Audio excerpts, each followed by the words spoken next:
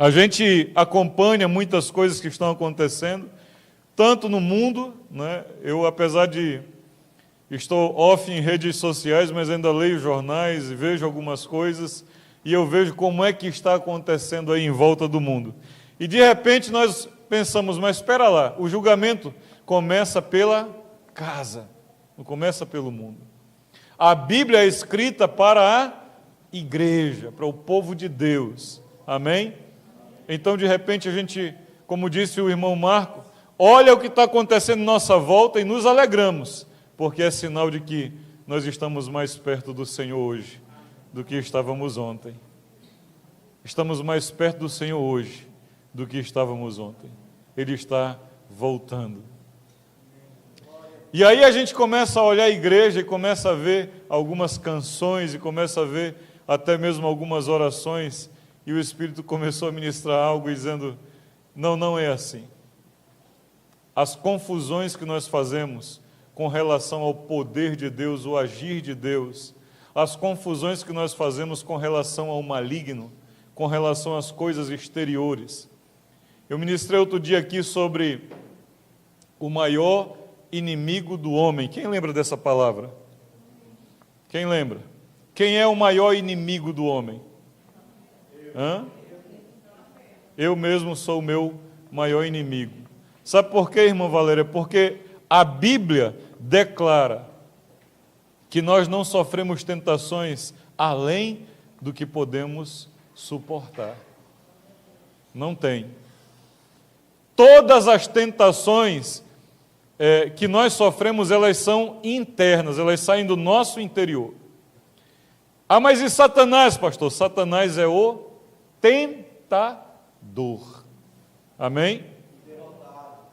O tentador e derrotado. E nós não podíamos confundir, porque ele não pode pegar a minha mão e fazer com que eu faça algo. Ele não pode. Ele pode me tentar, mas me levar a fazer, não. Eu tenho que ceder a isso. E pensando nessa sequência, eu quero compartilhar hoje um texto de Romanos com os irmãos. Abra aí entre o capítulo 7 e o capítulo 8.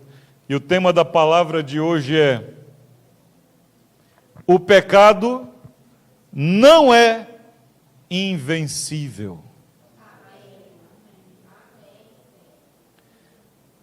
Eu espero que o Espírito Santo me ajude. E eu oro que Ele me dirija para te fazer entender o que eu entendi. O que eu tenho entendido. Vê o camarada que terminou de cometer um pecado sentado na sarjeta, e Jesus chega lá e abraça.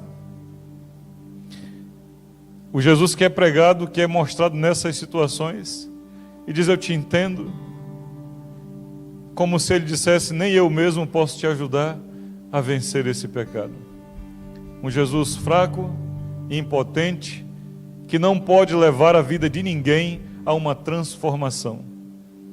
E existe um grande perigo sendo disseminado nesses dias.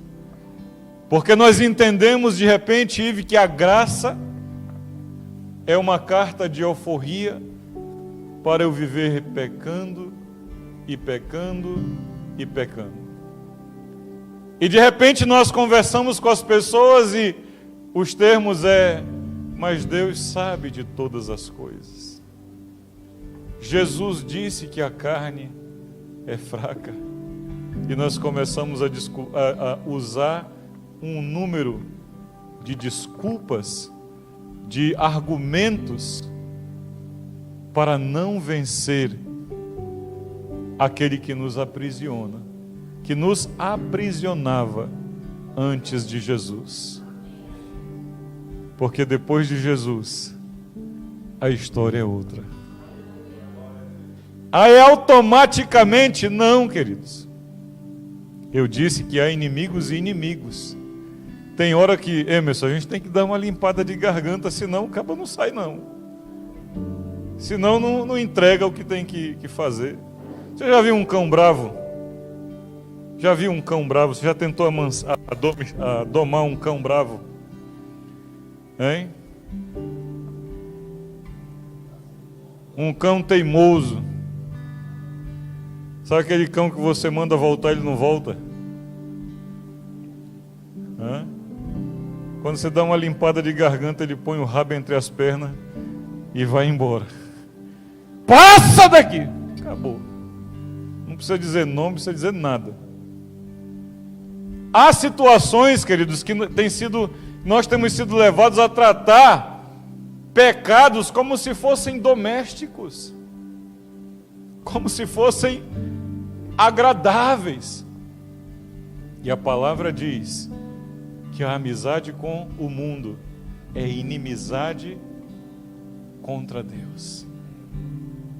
Você quer ser amigo do pecado? Você está inimigo de Deus. Aliás, essa é a condição de todo homem quando chega a esse mundo. Inimigo de Deus. Nós não temos noção do que significa ser inimigo de Deus. Vai ler a história de Faraó, o que ele passou nas mãos de Deus. Só por causa de 430 anos que eles humilharam o povo de Israel lá. Sabe, a figura da mãe, eu acho que a mãe é uma figura melhor para definir Deus nesse ponto. Quando alguém mexe com as crias dela. Porque para a mãe não tem cria mais bonita, né? Conhece a história da coruja e da cobra? A cobra ia passando e a coruja disse, olha, não mexe com meus filhos que estão lá, viu, no ninho. A cobra, quais são os teus filhos? São os mais bonitos que tu vê lá. A cobra chega lá, pegou os filhotes da coruja, nhau. Não são esses, né? Porque ela disse que eram mais bonitos e esses aqui estão feinhos desse jeito. Quando Deus se levanta para defender. Sabe, as pessoas têm medo do inferno, tenha medo do trono de Deus. Porque aqueles que tiverem de lá para ser julgados, aí é que você vai ver. Amém? Abriu a Bíblia em Romanos? Romanos capítulo 7, no finalzinho do capítulo 7, o capítulo 7 todo de Romanos, Paulo passa a discursar sobre o pecado e a lei, entre demonstrar o poder do pecado, né? Ele inclusive diz, há um texto aqui, versículo 19, diz assim, porque não faço o bem que prefiro, mas o mal que não quero, esse faço. Mas se eu faço o que não quero, já não sou eu quem faz, e sim o pecado que habita em mim. Olha a força que ele está dando aqui. E nós temos muitas vezes vivido situações. Eu tenho mais de... Eu converti em 96. Quantos anos eu tenho de convertido? Me dê uma conta aí. 96. 25?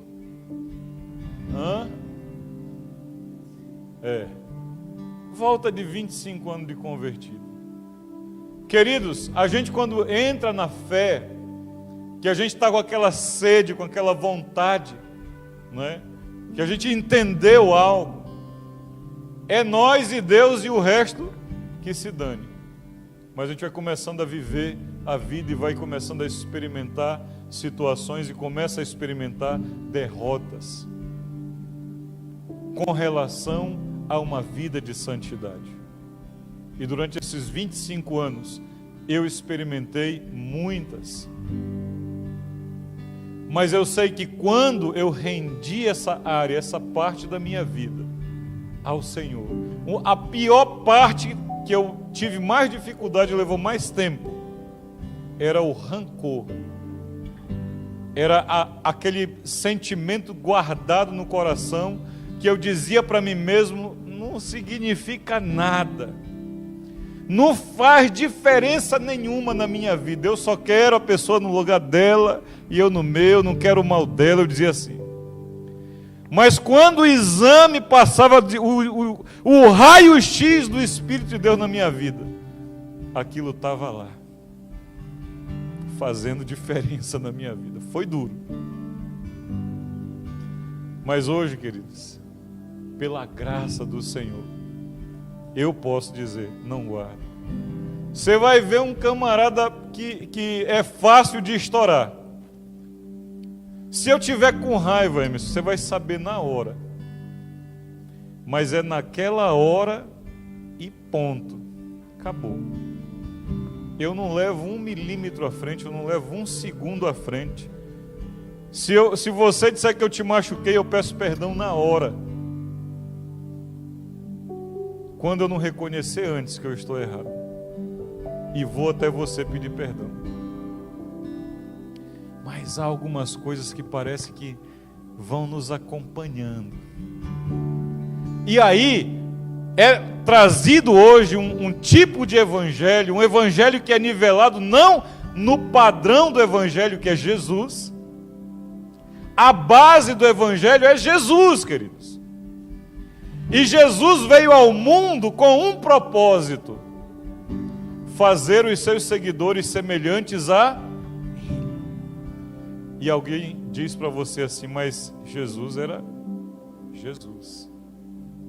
Marco, é possível nós sermos como Jesus? Você acha que Deus entra num projeto para dar errado? Você acha que Deus entra numa causa para dar errado? Não. Se Ele disse que nós podemos ser tal como Ele, é porque nós podemos. Só que mesmo no meio cristão hoje, está implícito nos discursos, nas palavras, que está tudo bem viver uma vida de pecado, porque afinal de contas nós somos seres humanos. Eu sou apenas um ser humano. Você já ouviu a música? Não, você é muito mais que isso. Você recebeu uma graça, uma unção de Deus sobre a sua vida no dia que você creu. João capítulo 1, versículo 12: aqueles que creram em Jesus lhes foi dado o direito de serem chamados filhos de Deus. Quem é filho, queridos, carrega uma carga chamada DNA. O seu DNA não é da terra, o seu DNA é do céu. O seu DNA não é humano, ele é espiritual. E aí Paulo continua falando, se você lê o 7 de Romanos, você desespera. Meu Deus, o que ele está falando? Não é? A gente fica meio tonto. Meu Deus, então, a gente ganha ou a gente perde? Eu não tenho tempo para a gente discursar sobre o Romanos 7. Mas é basicamente isso. E aí ele continua, versículo 22, porque no tocante ao homem interior, tenho prazer na lei de Deus, mas vejo nos meus membros outra lei, que guerreia contra a lei da minha mente, me faz prisioneiro da lei do pecado, que está nos meus membros, olhos, ouvidos, boca. Como a gente luta. Pessoa que tinha hábito de xingar palavrão. Eu converti, levei mais ou menos 1 ano para me libertar de palavrão, de palavra torpe, de palavra imunda. E um dia no carro com meus irmãos eu disse, caramba, todo mundo fez... Aí calaram e ficaram olhando para mim. 5 estavam no carro comigo. Eu disse, o que foi? A gente nunca mais tinha ouvido você falar um palavrão. Caramba! Para eles era uma coisa que eles não ouviam da minha boca. Mas às vezes é a tal do provérbio, né? O costume do cachimbo é que deixa a boca torta. Aí a gente vai tentando santificar, né? Agora já é só a abreviatura, né? PQD, né? Aí a pessoa não xinga o palavrão, ela diz PQ alguma coisa. Você sabe o que significa ou não? Porque a gente vai criando vestimentas para os nossos pecados de estimação. Aqueles que a gente até acha que está tudo bem, que não vai dar nada não. Queridos, a amizade do mundo é inimizade contra Deus. E eu não quero, irmã Valéria, ter uma outra palavra. Eu ontem, na viagem, eu discutia com a minha esposa, discutia no sentido correto, né? Conversando com ela. O que a gente faz, filho? E eu passei quinta, sexta, sábado, querendo uma palavra daquelas que diz, a tua promessa está vindo. Sabe aquelas palavras, eu estou vendo a caneta e assinando aquele contrato. Eu queria essas palavras, mas eu não aguento, queridos. Porque apesar de eu saber que é verdade, que há um poder tremendo de Deus operando a nosso favor, esse poder só age na fidelidade. O resto que acontece é engano. É para te manter no engano. É para te manter longe de Deus. Você pensa que Satanás quer que as pessoas saiam das congregações que elas estão? Você se engana muito. Satanás não quer que ninguém saia da sua congregação. Quer que você fique lá. Desde que você cometa um pecadinho aqui, um pecadinho ali, que você cometa um deslize acolá, tudo bem você congregar. Não tem problema não. Porque o que Deus procura é aqueles que o adoram em espírito e em verdade. E onde há um pouquinho de fermento, acabou. E aí Paulo entra num desespero que é o meu. Versículo 24. Desventurado homem que sou, quem me livrará do corpo desta morte? Cara, miserável, quem nos livrará? E aí, se você parar de ler o capítulo 7, você não vai ter a profundidade da obra de Cristo. Diga comigo, Jesus é poderoso. O pecado não é invencível. Amém? Ele não é. Nós podemos vencer em Cristo Jesus. Sem Cristo não dá.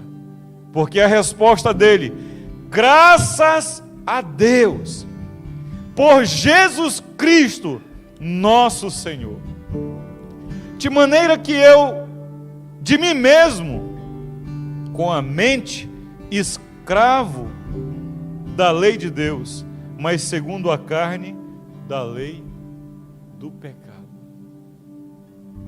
E isso era a introdução do que eu queria conversar com você hoje. Agora eu vou começar a ministrar o que eu queria falar. O pecado não é invencível. E pelo menos 3 coisas eu preciso fazer para vencer o pecado. Pelo menos 3 coisas. Capítulo 8, continuando. Agora, pois, já nenhuma condenação há para os que estão em Cristo Jesus. Se todos nós entendêssemos também, daria aleluia. Mas eu sei que às vezes a gente fica meio apavorado. Né, irmã Valéria? A gente olha para algumas coisas, meu Deus. E agora? O que eu faço? Porque a lei do Espírito da vida em Cristo Jesus te livrou da lei do pecado e da morte. Aleluia. Diga, Jesus é poderoso. Jesus é invencível. Diga, o pecado não é invencível. O Senhor Jesus nos deu a vitória sobre o pecado. Continua o texto. Porquanto o que fora impossível à lei, no que estava enfermo pela carne, isso fez Deus, enviando o seu próprio Filho, em semelhança de carne pecaminosa, e no tocante ao pecado, e com efeito, condenou Deus na carne o pecado. Jesus venceu na carne, como eu e você, o pecado. Por isso ele sabe.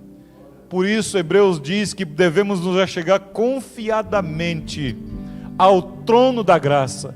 Irmã Valéria, é esforço nosso.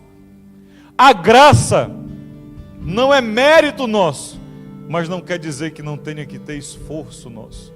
A graça é o mérito de Cristo, a obra que Ele fez por nós na cruz. Mas não nos isenta de ir à graça. Ele diz: achegai-vos ao trono confiadamente. Não é isso? Hebreus 4, se eu não me engano. Ao trono da graça. Então implica que eu tenho que ir. Amém? Faz parte das três coisas, mas ainda não é nessa ordem que nós precisamos fazer para vencer o pecado. A fim de que o preceito da lei se cumprisse em nós. Não andamos segundo a carne, mas segundo o Espírito. Agora vem o primeiro. Porque o que se inclina para a carne cogitam das coisas da carne, mas os que se inclinam para o Espírito, das coisas do... Diga, primeira coisa, para vencer o pecado, é preciso ter uma mudança de mentalidade. Se você não mudar a sua mentalidade, você vai ser vencido. Você conhece uma pessoa que é um potencial em termos de inteligência, de sabedoria, de força de trabalho, mas está vivendo muito aquém do que poderia viver? E na maioria das vezes, sabe por que ela vive assim? Por causa da mentalidade. Ela pôs na cabeça dela que ela não é capaz. Sabe, normalmente, essa mentalidade é incutida, é implantada em cada um de nós, no lugar onde ela jamais deveria acontecer. Na família, na nossa própria casa. Ouvindo de pai, de mãe, de avós, de tios, de irmãos. Você não consegue. Vai nada. Você nunca vai ter isso. Nunca vai ter aquilo. Loja, você não dá conta de fazer loja. Você não vai para frente em nada que você põe a mão. Não é assim? Aí imagina uma criança crescendo, ouvindo determinadas coisas. Agora eu trago para nós como crianças dentro da igreja. Você converteu, você está numa fé firme. De repente um crentão diz para ele: daqui a pouco a gente conversa. E esse seu fogo aí vai acabar. Tudo bem ser derrotado, meu amigo. A graça nos basta, a graça de Deus. Como se a graça fosse uma carta de euforia para eu viver pecando. Não, a graça, queridos, é o poder de Deus para nos perdoar os pecados e nos dar força para vencer o pecado. Isso é graça. Não é mais eu sozinho, mas o próprio Deus habitando em mim. Porque aquele que cogita, sabe o que é cogitar? Cogitar é pensar, refletir, raciocinar. Onde é que está o teu raciocínio? Onde está a tua mentalidade? Você acredita hoje, tem sido levado a crer, que o pecado é mais poderoso que Deus? Vai mudar não, aquele ali não tem jeito não. Nem Jesus. Você já ouviu alguém dizer? Nem Jesus dá jeito. Está repreendido em nome de Jesus. Porque Jesus é poderoso. A primeira coisa que eu preciso fazer para vencer o pecado é entender que Jesus é poderoso. O pecado é fraco. Ele já foi vencido na cruz do Calvário. Eu preciso colocar a minha mente naquele que é o meu Criador, o meu o arquiteto, aquele que me colocou todas as partes e que não errou em nenhuma. Se você é do jeito que você é, não é para você viver em pecado, mas é para você ser usado por Deus para arrebentar com a vida de muitas pessoas no bom sentido, de levar paz, de levar vida, de levar uma palavra. Sabe, você é mais quietão, Deus não errou. Você é mais extrovertido, Deus não errou. Você é mais equilibrado, Deus não errou. Cada um de nós foi feito com um propósito. E eu tenho que crer que Deus é poderoso, Ele me fez assim, não para eu viver numa vida de pecado, não para eu viver longe de Deus, mas para eu ser usado poderosamente na mão dEle, para alcançar os projetos dEle para mim e para alcançar outras vidas. Às vezes, irmã Ana, a gente não tem eloquência, mas manda uma palavra, um áudio, faz uma oração, dá um abraço, um aperto de mão, dá um sorriso, queridos. E a gente transforma o dia de alguém, a gente muda a vida de alguém. Primeira coisa, querido, acredite que há um poder que foi liberado sobre a sua vida por Cristo Jesus lá na cruz. E você precisa mudar a sua mentalidade de que o exterior, o mundo é mais forte do que o Deus da vida. Não, Ele é mais forte. Diga, Jesus é mais forte. Diga, Jesus é como Vavá? É bem mais forte. Glória a Deus.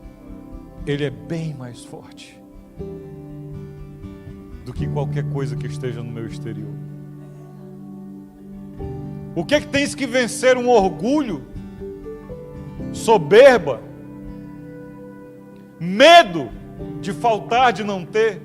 Não tenha medo, querido, porque Jesus cuida. Ele diz que os lírios do campo, que num dia estão e no outro dia já foram, são vestidos de tanta beleza que nem mesmo o rei Salomão em toda a sua glória se vestiu igual.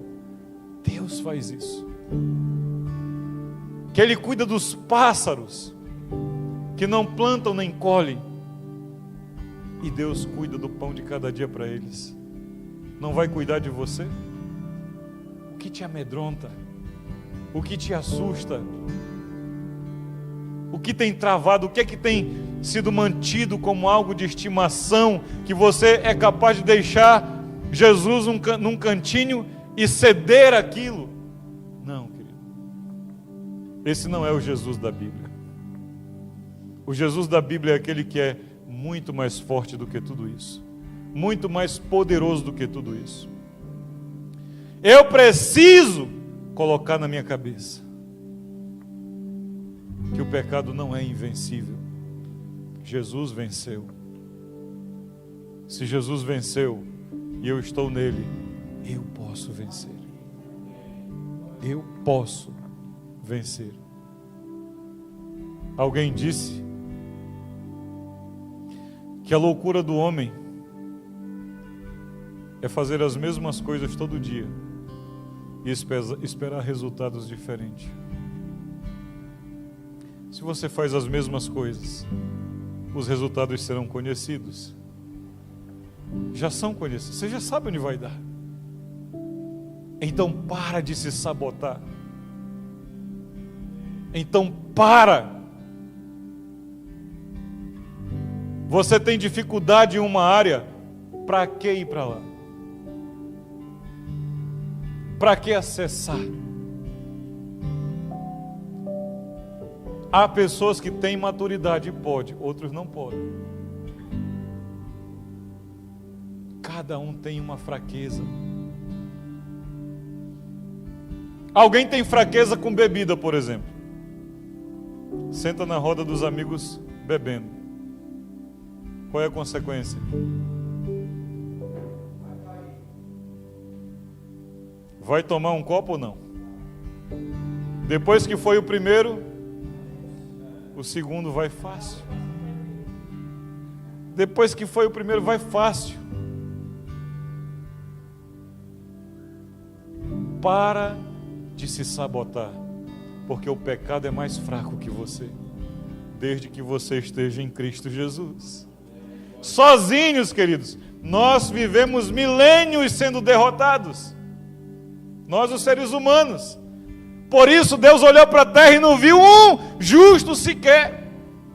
Por isso então teve que vir Jesus, e agora Jesus veio, e as pessoas continuam ignorando que Jesus veio. Nós podemos vencer em Cristo Jesus aquilo que nos machuca, porque o pecado machuca, sim ou não? O pecado machuca. Quando você não sentir mais que o pecado machuca, acabou a esperança, porque o Espírito Santo se foi de vez. O Espírito Santo, ele entristece, ele fica ali, e quando ele entristece, você sente, porque por mais que alguém fique alegre enquanto está pecando, chega uma hora que ele cai em si e diz: o que é que eu fiz da minha vida? Você pode estar rindo, fazendo farra, festa, mas na hora que você chega em casa, que você põe a cabeça no travesseiro e que você sabe que agora é só você e Deus, você diz: posso dizer a palavra? Pode não, né? O que é que eu fiz da minha vida, Senhor? E você chora e se arrepende e faz promessas, mas você não entendeu ainda. E aí amanhã ou depois volta na mesma situação, porque você não mudou a sua mentalidade. Cogite das coisas do Espírito, porque numa cabeça que está cheia das coisas de Deus, não tem espaço para as coisas da carne. Simples assim, irmãos. Simples assim.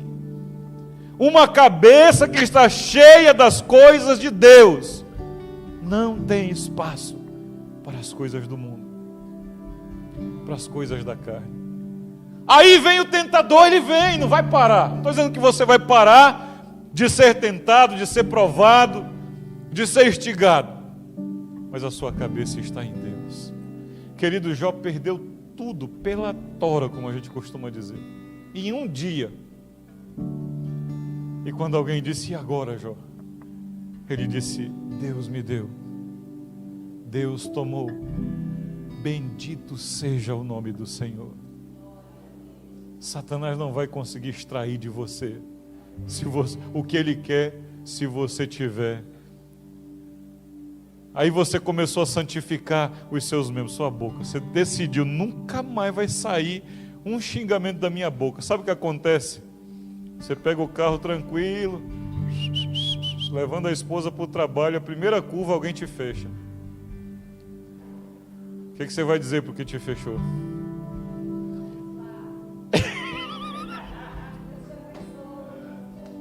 Aleluia. Esse é o crente transformado já. Mas enquanto você está sendo provado, vai vir 1 milhão de palavras na sua cabeça, e com alguma coisa seria mais ou menos isso.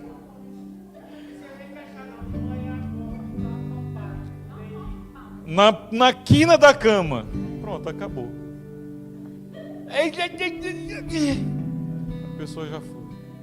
O inimigo não vai parar de nos tentar, mas nós precisamos colocar a nossa mente em Cristo, colocar a nossa mente em Deus, porque se não houver essa mudança de mentalidade, você vai ficar 1 ano recorrente, 2 anos recorrente, 10 anos continua, aí você 5 anos já está esperando aquele crente que chegou fervoroso para derramar um balde de água fria na cabeça dele.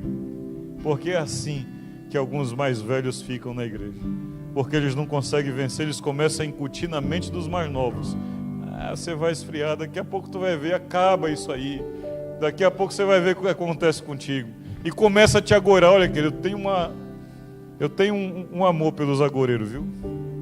Eu ia dizer outra coisa aqui, vocês já viram. Pense no negócio, não gosto de agoureiro, mando para longe logo. Ou converte ou sai de perto de mim. Sai daqui. Não gosto. Vamos numa viagem, olha, e se houver tal coisa? E se o pneu estourar, desce do meu carro? Sai, mal acabado, que eu não quero andar com agoureiro perto de mim aqui. Oh, me diz, a pessoa mal começou e já está com o negócio de... Pensou dar um espirro. Já fez o teste? Agora outro, meu querido. O inimigo não vai deixar, querido. Mas você precisa santificar a sua mente. Se não houver mudança de mentalidade, você vai continuar. Aí tem uns crentes que ficam assim. E é assim que a igreja tem sido levada esses dias. Cício, nós somos fortes. Cício, se você sozinho já tem força. Time de futebol, Cício. Você já viu? Lembra da ascensão de um time de Chapecoense? Não foi um time que fez o próprio CSA aqui de Alagoas. Não fez uma ascensão aqui? Um time que estava na série C, era? Ou não tinha nem série, parece, não sei. Foi reprovado na escola. Saiu numa pancada, foi. Você acha o quê? Mudança de mentalidade. Alguém chegou lá e começou a incutir que eles podiam. Sabe, um dos maiores corredores americanos, eu sempre lembro o nome desse cara, eu esqueço o nome dele. Que na época dos walk-talk, né, aqueles Discman, ele gravava a voz dele, irmã Valéria. Naquele negócio dizendo, você é o melhor, você consegue, você é o cara, você é o mais rápido. Até foi inspirado aquele desenho dos carrinhos que eram velozes, né? E lembra que o carrinho veloz ficava dizendo para ele mesmo que ele era o melhor, que ele era baseado nesse corredor americano. Nos 100 metros rasos ninguém batia ele, anos 90, 80 aí. Eu não me lembro o nome dele. Porque ele queria pôr na mente dele algo que ele achava era importante. A mente, querido, na nossa mente. Muda a sua mentalidade. Ivete, muda a mentalidade. Jesus vai voltar hoje, essa madrugada. Quem ficou com medo? Eu sabia, eu estava te olhando. Sabe o que você tem que fazer? Glória a Deus. Se Jesus voltar hoje, Cício, queria muito ver a Mana Vera. Queria muito ver meu filho de novo ainda aqui. Mas se Jesus voltar hoje, glória a Deus. Glória a Deus. Porque eu já não vivo mais para esse mundo. Eu vivo para minha pátria, queridos. Eu não estou mais buscando prazeres nesse mundo. Se houver, querido, não me interprete mal. Goze de tudo que o Senhor colocar nas tuas mãos. Provérbio Eclesiastes fala isso. Só não te esquece que um dia você vai estar diante do Senhor dos Senhores, do Rei dos Reis. Diante dele, quando todo joelho se dobrar, você precisa estar certo de que o seu nome está escrito no livro da vida.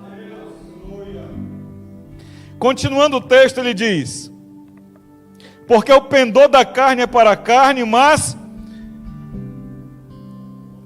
porque o pendor da carne dá para a morte, mas do espírito para vida e paz. Você já viu o cara que está de bem com Deus, anda triste, abatido, chateado? Não vai, querido. Ele pode estar liso, ele continua peito estufado.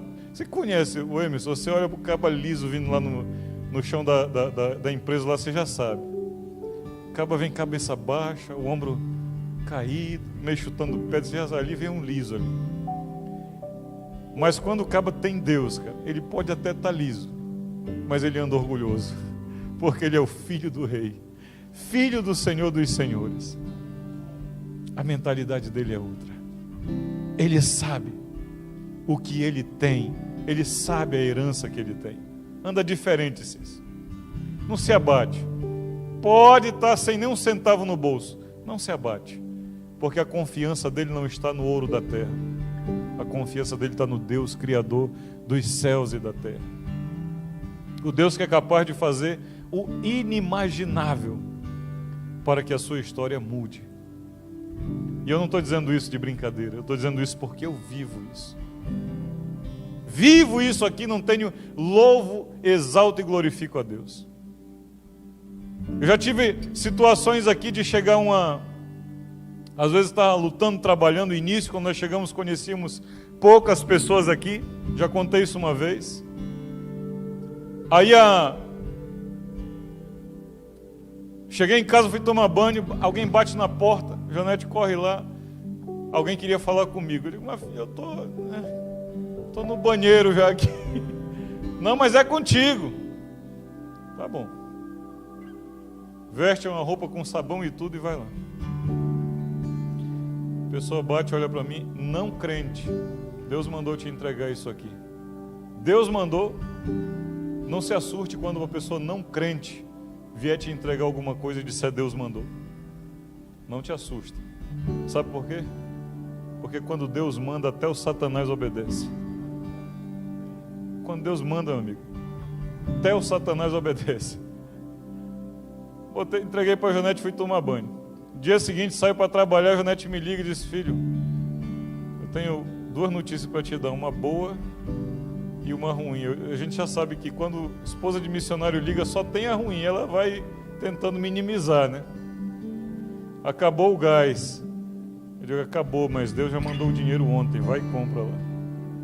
Sabe, desses detalhes que você não imagina que Deus opera, que Deus faz na vida da gente. Diferente, querido. O Espírito traz vida e traz paz, traz alegria. Pode não ter condições. Sabe o que a gente faz? A gente senta e ri. Várias vezes aqui em Maceió, eu sentei na sala, às vezes lá no quarto, eu e a Janete e o Oeste começávamos a rir da nossa situação. E orava e falava com Deus. E um dia, 2 dias depois, tudo era transformado. O Senhor fazendo. Porque quando Ele vê um coração grato, Ele se alegra. Mas pense numa pessoa que aborrece a Deus. É um murmurador. Só tem reclamação. Aquele que está, como diz o irmão aí, escrevendo o 2º livro de Lamentações. Deus não gosta. Ele não se agrada. Imagina, você chega uma pessoa a dar uma ajuda. Amanhã você chega a dar outra ajuda. Amanhã você chega perto dela, ela começa a reclamar. Outro dia reclama. Você vai continuar ajudando? Você cai fora. Meu Deus, a pessoa nunca está satisfeita com nada. 7. Por isso o pendor da carne é a inimizade contra Deus, pois não está sujeita à lei de Deus, nem mesmo pode estar. Sabe por quê? Que não há amizade entre as coisas do mundo e Deus. A Bíblia diz que Deus é incorruptível. E se Ele é incorruptível, Ele não compactua com nada de corrupção. Por isso a nossa graça, a esperança, a nossa alegria é ter Cristo Jesus ao nosso favor. Porque quando nos faltar algo, Ele vai estar para nos advogar, para nos levantar. Mas o que Ele quer é que nós estejamos de pé, de cabeça erguida, andando de cabeça erguida. Mas as coisas do mundo não podem agradar a Deus. Não tem jeito. Vós, porém, não estáis na carne, mas no Espírito. E se de fato o Espírito de Deus habita em vós, e se alguém não tem o Espírito de Cristo, esse tal não é dele. Aí eu digo, ou muda a tua mentalidade, ou você vai viver no engano. Porque não existe em cima do muro para o reino de Deus. Ou você está com Ele, ou você não está. Isaías 42:8 diz que Deus não divide a glória dele com ninguém. Ele não divide a glória dele com ninguém. Aí algumas pessoas acham que pode viver no mundo, ter uma vida próspera lá no mundo, e aí então vir para a igreja e usar o que ele ganhou na ilegalidade para o reino de Deus. Querido, alguém que recebeu isso vai usar, mas não fará efeito nenhum para a sua vida. Porque não há comunhão entre essas coisas. Para o Senhor vale muito mais um coração contrito, devoto, com uma dracma, uma pequena moeda do que alguém esbanjando, fazendo grandes coisas, grandes eventos, mas de origens escusas. Deus não compactua com isso. Pode ter todo o brilho e a aparência, mas Deus não está aí. Mas pastor, o que opera então no meio de tudo isso? Outro dia eu te explico. Mas o Espírito de Deus não é. Continuando. Se porém Cristo está em vós, o corpo na verdade está morto por causa do pecado, mas o Espírito é vida por causa da justiça. Então, se Cristo está em nós, o nosso corpo está morto. Morto tem vontade? Morto diz o que quer? Morto escolhe caixão, se vai ser incinerado, se vai só numa mortalha. Querido, depois que morreu, acabou. Morto não tem vontade. Diga comigo, morto não tem vontade. Agora ponha o dedo assim, diga: minha carne, tu estás morta em Cristo Jesus. Cala a boca! Está morto, acabou. Tem que ter vontade nenhuma. A minha vontade é aquela que vem do Pai. Pai, vai te agradar? Essa é a oração que eu procuro fazer aqui. E eu digo: Senhor, a minha carne está fraquejando, mas a vontade dela não pode prevalecer.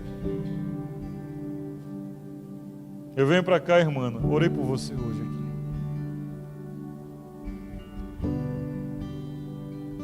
Mas eu sei que, de repente, pela minha vontade, eu poderia estar dizendo outra coisa, estar criando fórmulas, estratégias, talvez até para trazer o teu esposo para cá. Mas eu sei que se não for pelo Espírito de Deus, não vale a pena.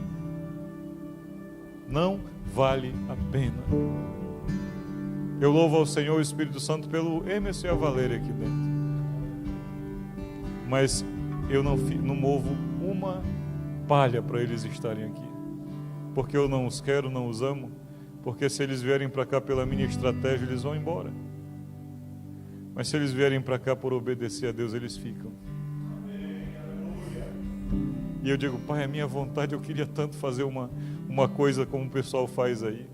Senhor, eu vou colocar aquele negócio de fumaça, põe fumaça, né? Canhão, faz aqueles negócios, pinta a parede de preto, Senhor. E aí eu digo: não, mas se não for pelo Senhor, não vale. Se não for pelo Senhor, Emerson, não vale. Eu trabalhei com doação de coisa, eu trabalhei em organização não governamental, né? Organização humanitária. Eu vivi na África 10 anos. E eu sei o que os donativos das igrejas fizeram contra o Evangelho na África. Estou dizendo que o donativo é ruim? Não. Mas ajude as pessoas porque elas precisam, não para pregar o Evangelho. Eu já disse, nós queremos ter um projeto aqui de sopão, de dar comida, de fazer um prato, sei lá, social, mas para as pessoas que têm fome. Se alguém mencionar em fazer uma pregação de dar comida, eu expulso. Porque eu não quero ninguém achando que vai dizer que quer Jesus só porque se não disser que quer Jesus, não tenha comida. É assim que eu vi as coisas sendo feitas. E de repente alguém, quem quer Jesus? Eu só olho para a comida, olha. Comeu, foi embora, o que foi fazer da vida? Voltou para a lama. Não creio nisso. Tem que ser por Jesus. Amém? Tem que ser por Jesus. Então, se Ele está vivendo em nós, já não é a nossa vontade, mas é a dele, porque a nossa carne já foi morta. Amém? Continuando. Se habita em vós o Espírito daquele que ressuscitou Jesus dentre os mortos, esse mesmo que ressuscitou a Cristo Jesus dentre os mortos, vivificará também o vosso corpo mortal, por meio do Espírito que habita em vocês, ou que habita em vós, ou que em vós habita. Assim, pois, irmãos, somos devedores na carne, não a carne, como se constrangidos a viver segundo a carne, porque se viverdes segundo a carne, caminhais para a morte. Mas se pelo Espírito mortificais os feitos do corpo, certamente vivereis. Pois todos os que são guiados pelo Espírito de Deus são filhos de Deus. Segunda coisa. Primeira coisa, mudança de mentalidade.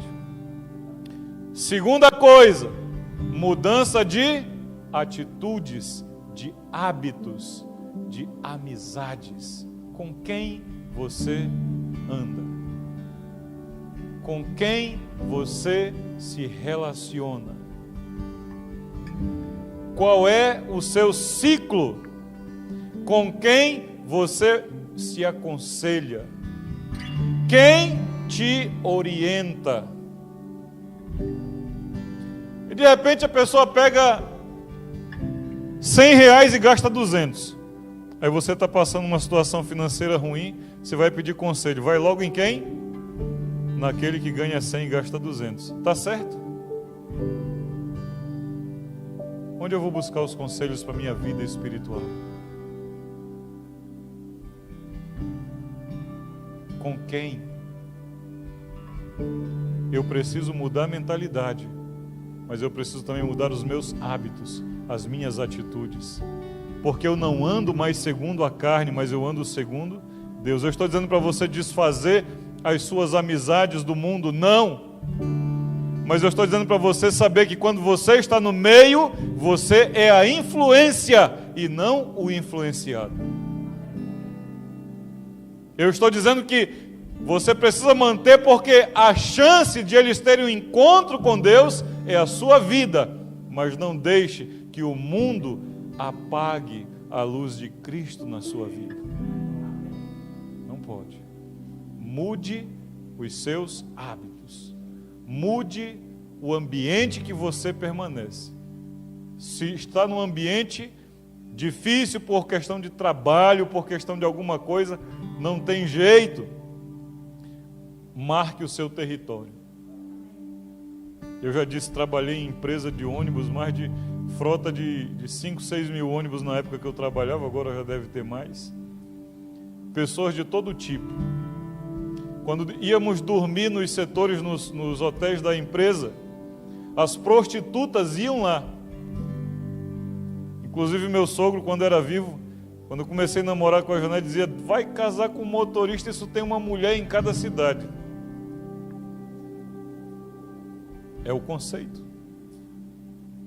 O mundo diz assim.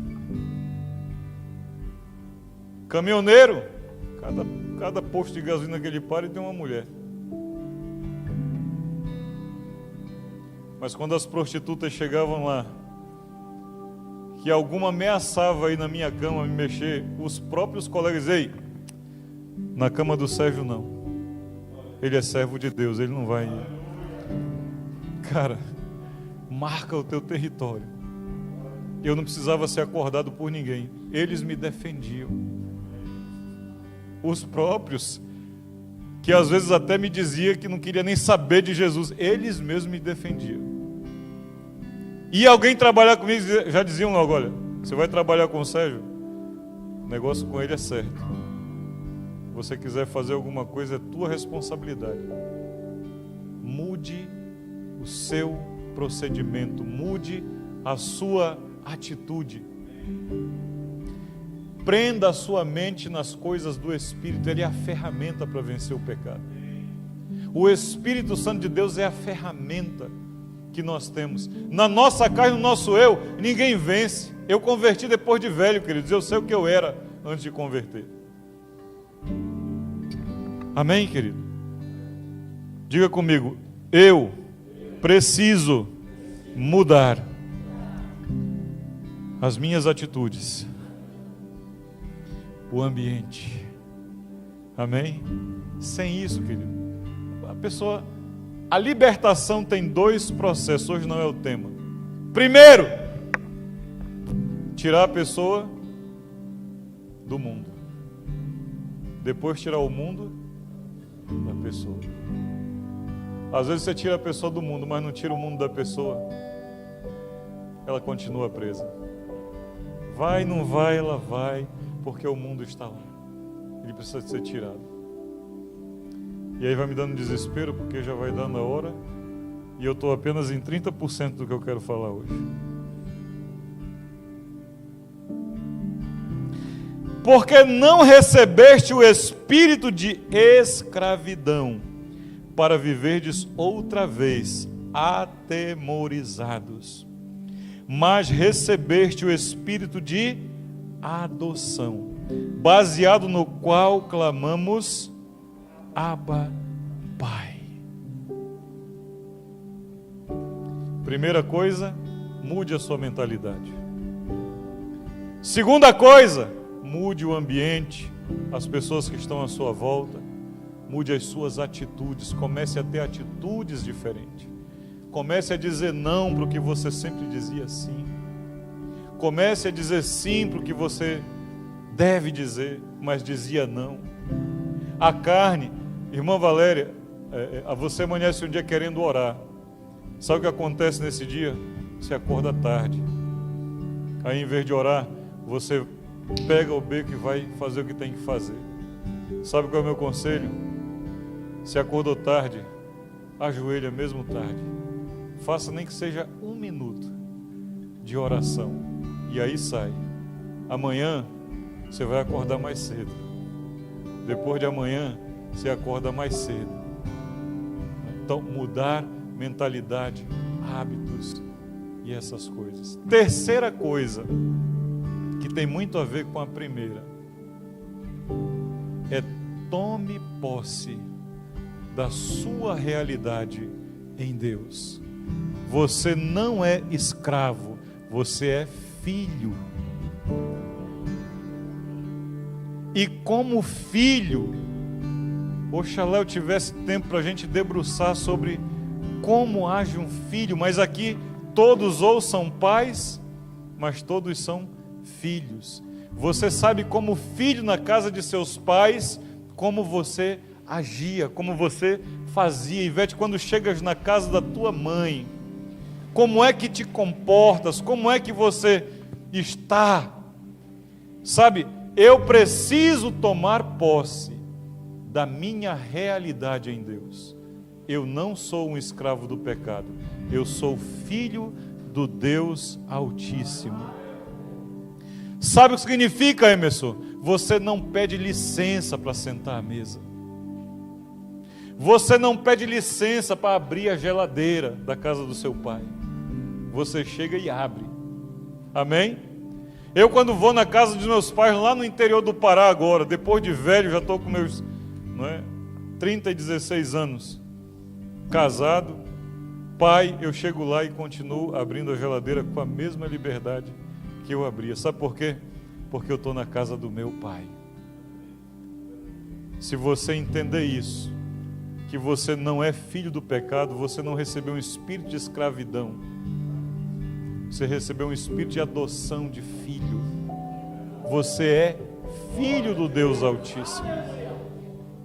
E como filho, queridos, há todo um contexto do DNA, das características, do caráter, porque aqueles que são guiados pelo Espírito de Deus são filhos de Deus.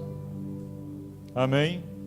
Diga, eu posso vencer o pecado em Cristo Jesus. Diga, Jesus é que é o poderoso, o invencível. Diga, o pecado não é invencível. Eu posso vencer em Cristo Jesus. Amém? Amém mesmo?